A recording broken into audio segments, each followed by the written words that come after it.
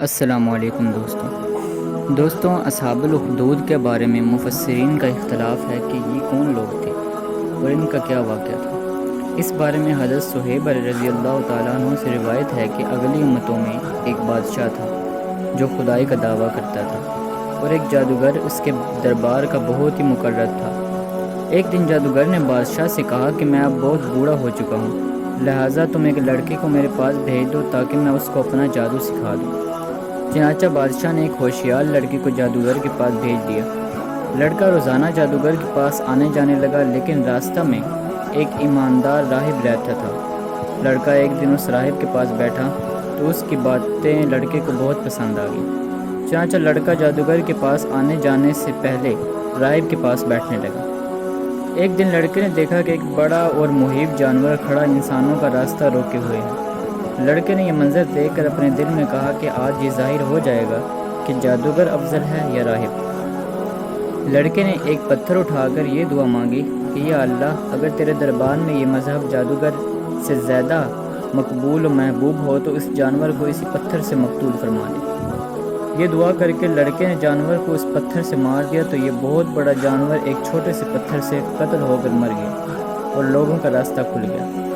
لڑکے نے راہب سے یہ پورا واقعہ بیان کیا تو راہب نے کہا کہ اے لڑکے، اللہ تعالیٰ کے دربار میں تیرا مرتبہ بلند ہو گیا ہے، لہٰذا اب تو عنقریب امتحان میں ڈالا جائے گا، اس لیے کسی کو میرا پتہ نہ بتانا اور امتحان کے وقت صبر کرنا۔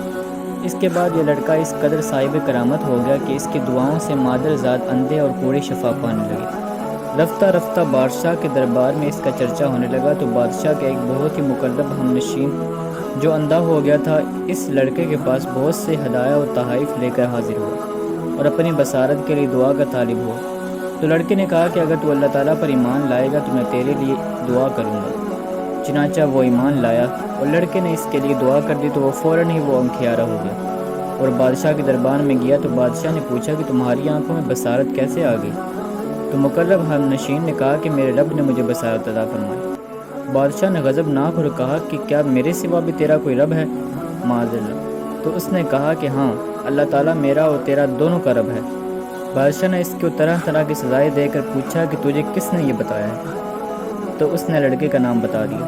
پھر بادشاہ نے لڑکے کو قید کر کے اس کو اس قدر مارا پیٹا کہ اس نے راہب کا نام بتا دیا۔ بادشاہ نے راہب کو گرفتار کر کے اس سے کہا کہ تم اپنے عقیدہ چھوڑ دو، مگر راہب نے صاف صاف کہہ دیا کہ میں اپنے اس عقیدے پر آخری دم تک رہوں گا۔ یہ سن کر بادشاہ غضبناک ہو گیا اور اس نے راہب کے سر پر آرا چلوا کر اس کے 2 ٹکڑے کروا دیے۔ اس کے بعد بادشاہ نے اپنے مقرب ہم نشین کے سر پر بھی آرا چلوا دیا۔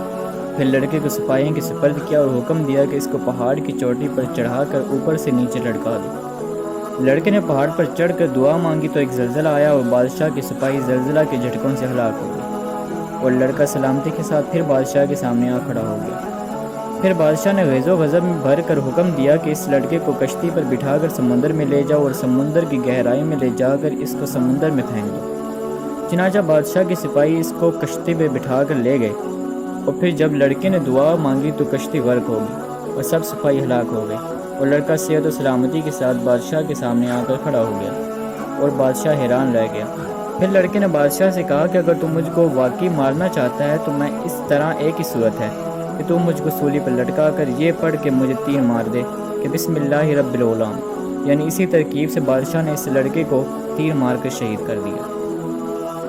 یہ منظر دیکھ کر ہزاروں کے مجمع نے بلند آواز سے یہ اعلان کرنا شروع کر دیا کہ ہم اس لڑکے کے رب پر ایمان لائے۔ بادشاہ کا غصہ بہت بڑھ گیا اور اس نے گڑھا کھدوا کر اس میں آگ جلوائی۔ جب آگ کے شعلے خوب بلند ہونے لگے تو اس نے ایمانداروں کو پکڑوا کر اس آگ میں ڈالنا شروع کر دیا، یہاں تک کہ 77 مومنین کو اس آگ میں جلا ڈالا۔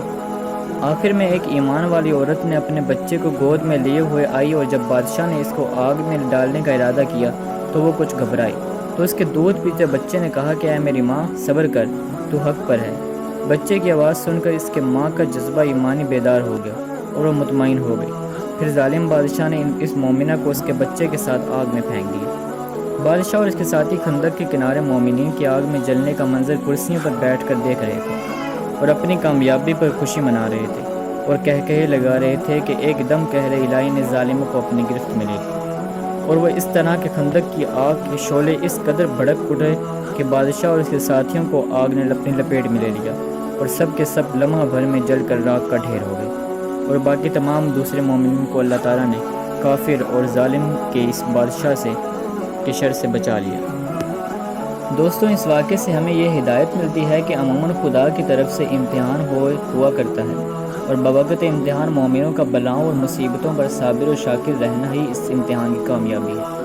اور اس سے ایک اور بات یہ بھی معلوم ہوئی کہ ایمان کامل کی یہی نشانی ہے کہ مومن خدا تعالیٰ کی راہ میں پڑنے والی تکلیفوں اور مصیبتوں سے گھبرا کر کبھی بھی اس میں تذبذب نہیں پیدا ہوتا، بلکہ مومن خواہ پھولوں کے ہار کے نیچے ہو یا تلوار کے نیچے، پانی میں غرق کیا جائے یا آگ کے شعلوں میں جلایا جائے، ہر حال میں بہر صورت وہ اپنے ایمان پر استقامت و استقلال کے ساتھ پہاڑ کی طرح قائم رہتا ہے، اور اس کا خاتمہ ایمان پر ہی ہوتا ہے۔